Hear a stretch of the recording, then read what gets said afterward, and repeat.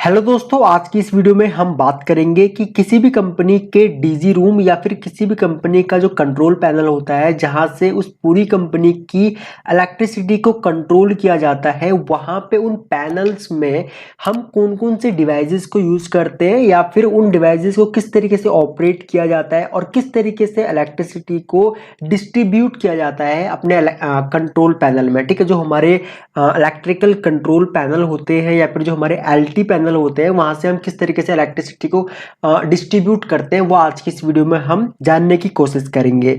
तो यहाँ पे हमारे पास एक हमारा ये डीजी रूम है और यहाँ पे हमारे पास जो हमारे पावर सोर्स जो है वो दो जगह से आ रही है, यानी कि हमारे पास हमने यहाँ पे दो ट्रांसफार्मर लगा रखे हैं और हर एक ट्रांसफार्मर 1500 केवीए का है। तो 1500 केवीए के दो ट्रांसफार्मर है और उन दोनों ही ट्रांसफार्मर पे हमने अलग अलग लोड जो है वो डाला हुआ है। अब देखिए यहाँ पे जो ये दो ट्रांसफार्मर है, चाहे तो हम इन दोनों ही ट्रांसफार्मर में से किसी एक ट्रांसफार्मर का लोड अपने पूरे के पूरे प्लांट में दे सकते हैं, या फिर चाहे आप इनकमर यहाँ पे ट्रांसफार्मर 1 लिखा हुआ है, चाहे हम ट्रांसफार्मर 1 पे अपना सारा लोड डालना चाहे तो हम वो भी डाल सकते हैं, या फिर ट्रांसफार्मर 2 पे अगर हम सारा लोड डालना चाहे तो वो भी डाल सकते हैं।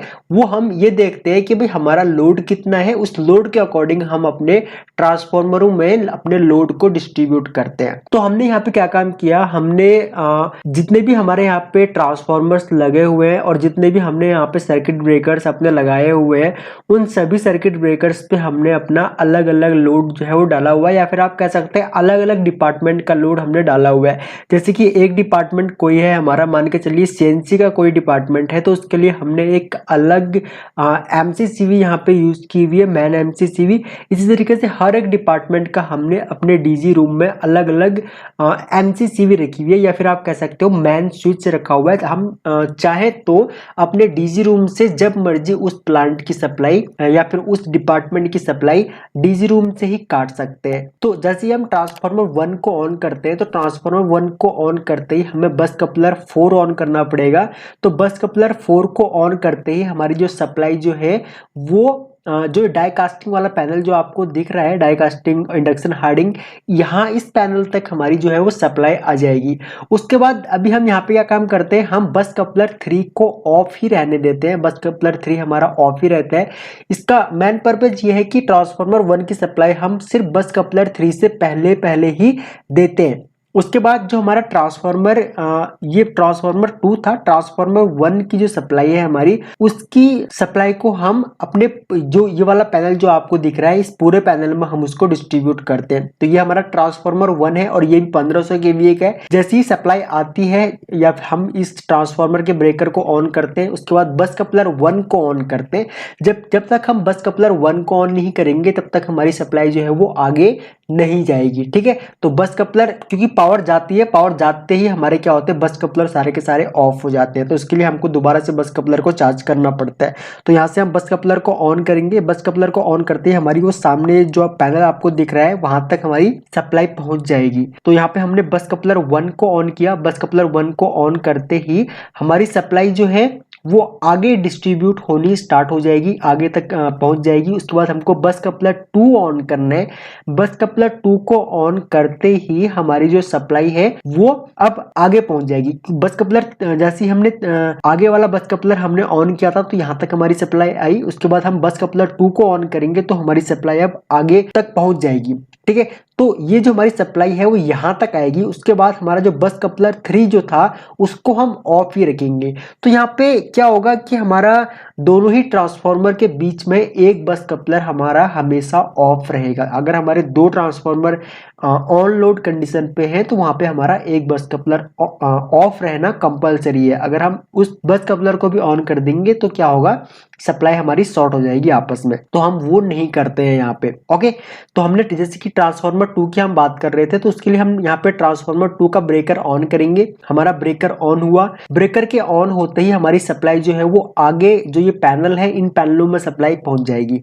उसके बाद हम बस कपलर 4 को ऑन करते हैं। तो बस कपलर 4 को ऑन करते ही हमारी अब आगे सप्लाई पहुंच जाएगी। और यहाँ पे हम बस कपलर 3, जैसे कि हमने पहले ही बताया था आपको, बस कपलर 3 को हम हमेशा ऑफ रखते हैं और ट्रांसफार्मर जो हमारा 1 था उसकी सप्लाई हमारी यहाँ तक आती है और बस कपलर 3 हमारा हमेशा ऑफ रहता है लाइट के केस में।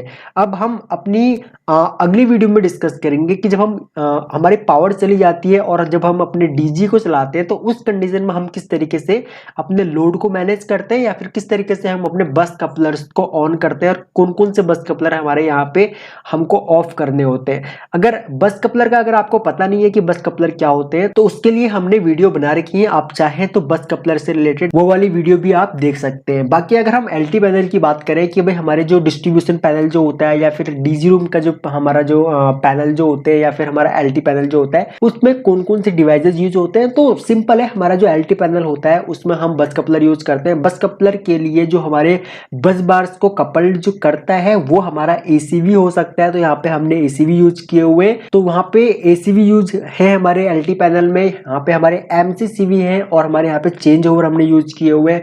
बाकी वोल्टेज को मेजर करने के लिए वोल्ट मीटर लगे हुए, एमीटर लगे हुए, बस बार लगे हुए, सप्लाई को कनेक्ट करने के लिए जो हमारे इलेक्ट्रिकल पैनल होते हैं नॉर्मली उनमें हम वायर्स को यूज करते हैं, लेकिन जहाँ पे हमारा लोड बहुत ज्यादा होता है वहां पे हम बस बार को यूज करते हैं। हमारे एलटी पैनल जो होते हैं वहां पे हम बस बार यूज करते हैं, करंट को मेजर करने के लिए बस बारों में सीटी लगा के रखते हैं हम, ठीक है। और बाकी अर्थ फॉल्ट रिले और बहुत सारी जो हमारे फेज सीक्वेंस रिले, ये सारी रिले होती है, इनको हम अपने सेफ्टी के लिए यूज करते हैं, ठीक है। तो ये सारी डिवाइसेस हमारे एलटी पैनल में होते हैं और इस तरीके से हमारा एक एलटी पैनल या फिर डीजी रूम का जो पैनल होता है या फिर कंट्रोल पैनल जो होता है हमारे पूरे प्लांट का वो ऑपरेट होता है। आने वाली वीडियोस में हम डीजी के बारे में बात करेंगे कि जब हम डीजी चलाते हैं यानी कि जब पावर चली जाती है और हमको डीजी चलाना पड़ता है तो उस टाइम पे हम किस तरीके से मैनेज करते हैं, किस तरीके से हम बस कपलर्स को ऑन करते हैं या फिर हम किस तरीके से अपनी सप्लाई को डिस्ट्रीब्यूट करते हैं। तो आई होप सो कि आपको ये वीडियो पसंद आई होगी। अगर आप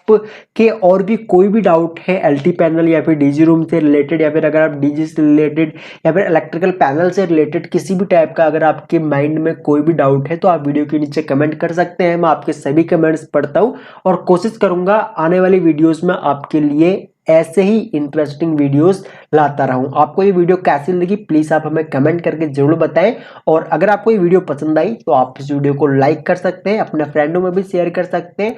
अगर आप लर्न ट्रिपल ई पे न्यू है तो आप इस चैनल को सब्सक्राइब कर लीजिए, बगल में जो बेल आइकॉन है उसको भी ऑन कर लीजिए ताकि आपको हमारी सभी न्यू वीडियोज का नोटिफिकेशन लगातार मिलता रहे। थैंक्स फॉर वॉचिंग, जल्द मिलते हैं अपनी नेक्स्ट वीडियो में।